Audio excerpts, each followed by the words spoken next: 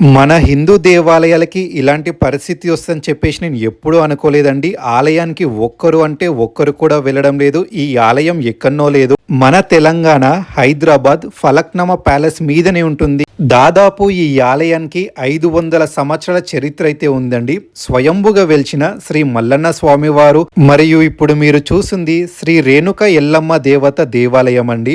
ఈ దేవాలయానికి దాదాపు 500 సంవత్సరాల చరిత్ర ఉంది.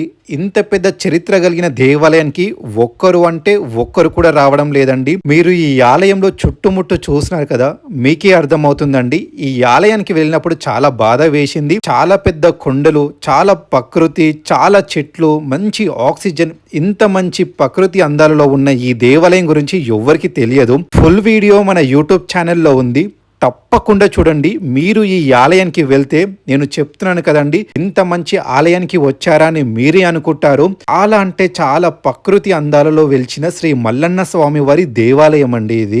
మన గుడిని మనమే కాపాడుకోవాలి, మనమే రక్షించుకోవాలి. జై మాతాది.